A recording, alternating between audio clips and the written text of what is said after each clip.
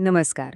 आज आपण एका अशा महत्त्वाच्या अपडेटबद्दल बोलणार आहोत, जे बँक खाते असलेल्या प्रत्येकासाठी, प्रत्येकासाठी खूप महत्त्वाचं आहे.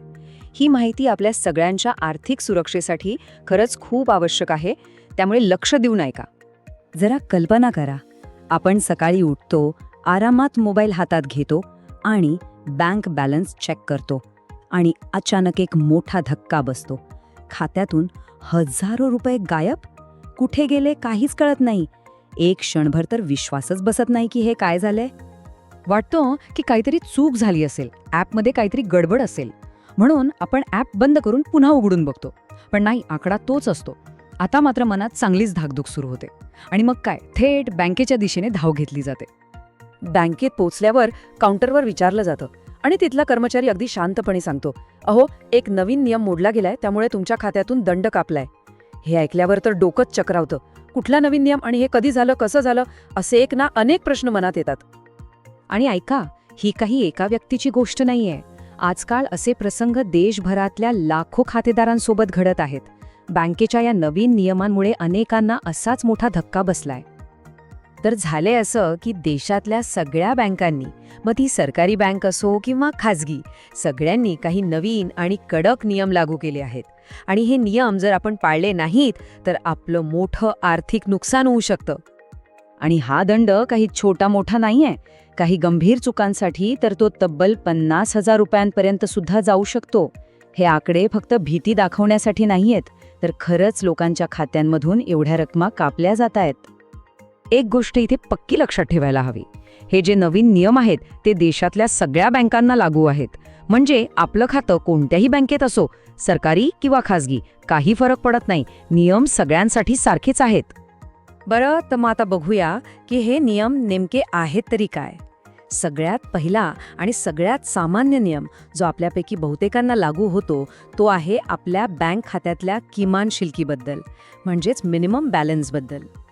आपल्यापैकी बऱ्याच जणांना सवय असते नाही का, की 2-3 बँकांमध्ये खाती उघडून ठेवायची आणि त्यात काहीच पैसे ठेवायचे नाहीत, म्हणजे झिरो बॅलन्स. पण आता हीच सवय आपल्याला महागात पडू शकते. असं करणं म्हणजे थेट दंडाला आमंत्रण देण्यासारखंच आहे. आता इथे 2 गोष्टी समजून घेणं महत्त्वाचं आहे. एक म्हणजे ॲक्टिव्ह म्हणजेच सक्रिय खातं आणि दुसरं म्हणजे डॉर्मंट म्हणजेच निष्क्रिय खातं. जे खातं आपण नियमित वापरतो ते झालं सक्रिय खातं, ते सुरक्षित असतं. पण असं खातं ज्यामध्ये 2 वर्षांपेक्षा जास्त काळ एकही व्यवहार झालेला नाही, ते निष्क्रिय मानलं जातं. आणि असं खातं फ्रॉड करणाऱ्यांसाठी एक सोपं टार्गेट बनतं आणि त्यावर दंड लागण्याची शक्यताही वाढते. आता हे बघा, धोका किती स्पष्ट आहे. जर आपलं खातं ॲक्टिव्ह आहे आणि त्यात मिनिमम बॅलन्सपेक्षा जास्त पैसे आहेत तर आपण सेफ आहोत. पण बॅलन्स कमी झाला की लगेच दंड लागतो. आणि सगळ्यात मोठा धोका आहे तो निष्क्रिय खात्यांना. म्हणजे त्या खात्यात कितीही पैसे असोत, पण ते जर 2 वर्ष वापरलं नसेल तर ते हाय रिस्क मानलं जातं. म्हणूनच सगळ्यात सोपा आणि सुरक्षित उपाय काय, तर जे बँक खातं आपण वापरत नाही आहोत ते ताबडतोब बंद करून टाका. यामुळे भविष्यातले अनेक धोके आणि दंड आपण सहज टाळू शकतो. चला, आता आपण पुढच्या अत्यंत महत्त्वाच्या मुद्द्याकडे वळूया. तो आहे आपल्या ओळखीच्या पडताळणीबद्दल. म्हणजेच बँकेला आपली अचूक ओळख माहीत असणं किती गरजेचं आहे याबद्दल. हा एक खूप महत्त्वाचा सरकारी नियम आहे, सगळ्यांनी लक्ष द्या. जर आपला आधार कार्ड 10 वर्षांपेक्षा जुनं असेल तर ते अपडेट करणं आता बंधनकारक आहे. म्हणजे काय, तर आपला सध्याचा पत्ता, मोबाईल नंबर आणि फोटो अपडेट करावा लागेल. कारण जुन्या माहितीमुळे बँकेला आपली ओळख पडताळता येत नाही आणि मग त्याचे परिणाम काय होतात, तर पेन्शन, स्कॉलरशिप किंवा सरकारी अनुदानं ह्या सगळ्या गोष्टी थांबू शकतात. आणि दुसरी एक गोष्ट, आपली माहिती सगळ्या डॉक्युमेंट्सवर अगदी तंतोतंत जुळली पाहिजे. म्हणजे आधार कार्ड, पॅन कार्ड आणि बँकेच्या रेकॉर्डमध्ये आपलं नाव, जन्मतारीख, पत्ता सगळं काही सेम टू सेम असायला हवं. अगदी नावाच्या स्पेलिंगमध्ये सुद्धा फरक नको, नाहीतर बँक आपलं खातं होल्डवर ठेवू शकते. हे KYC म्हणजेच नो योर कस्टमर जर अपूर्ण असेल तर त्याचे परिणाम खूप गंभीर होऊ शकतात. खास करून पेन्शन घेणाऱ्यांसाठी, विद्यार्थ्यांसाठी आणि शेतकऱ्यांसाठी, कारण त्यांचं उत्पन्न थेट सरकारी योजनांवर अवलंबून असतं. त्यामुळे KYC पूर्ण असणं खूप गरजेचं आहे. बरं, आता आपण बोलूया आजच्या काळातल्या सगळ्यात मोठ्या धोक्याबद्दल, आणि तो म्हणजे डिजिटल फ्रॉड किंवा ऑनलाईन फसवणूक. एक गोष्ट कायम लक्षात ठेवा, हा डिजिटल बँकिंगच्या सुरक्षेचा सुवर्ण नियम आहे. कोणतीही बँक कधीही फोनवर किंवा मेसेजवर आपला OTP, CVV नंबर किंवा पिन विचारत नाही, कधीच नाही. UPI ॲप्स वापरताना एक गोष्ट कायम लक्षात ठेवा.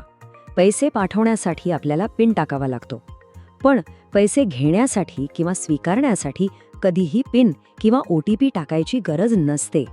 फसवणूक करणारे लोक नेमका याच गोष्टीचा फायदा घेतात.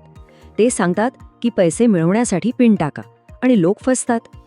खरं तर काही अगदी सोप्या सवयी आपल्याला मोठ्या आर्थिक नुकसानीपासून वाचवू शकतात. जसं की ATMमध्ये पिन टाकताना कीपॅड हाताने झाकणं, किंवा मोबाईलवर आलेल्या कोणत्याही अनोळखी लिंकवर क्लिक न करणं, अनोळखी वेबसाईटवर आपल्या कार्डची माहिती सेव्ह न करणं, आणि हो, वेळोवेळी पासबुक अपडेट करून व्यवहार तपासणं. या छोट्या वाटणाऱ्या सवयी आपल्या सुरक्षेसाठी खूप महत्त्वाच्या आहेत. तर मग आता सगळ्यात महत्त्वाचा प्रश्न, या सगळ्यापासून सुरक्षित राहण्यासाठी आपण लगेचच्या लगेच काय करायला हवा? ही आहे आपली 5 पॉइंट ॲक्शन प्लॅन.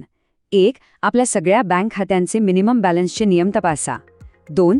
जी खाती 2 वर्षांपासून वापरली नाहीत ती बंद करा.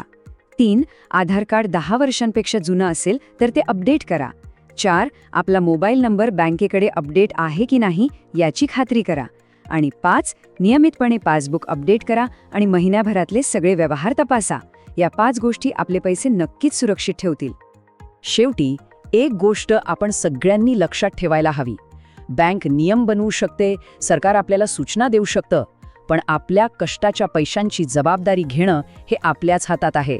त्या नियमांचं पालन करून स्वतःला सुरक्षित ठेवणं ही आपली जबाबदारी आहे. मग आपण तयार आहोत ना?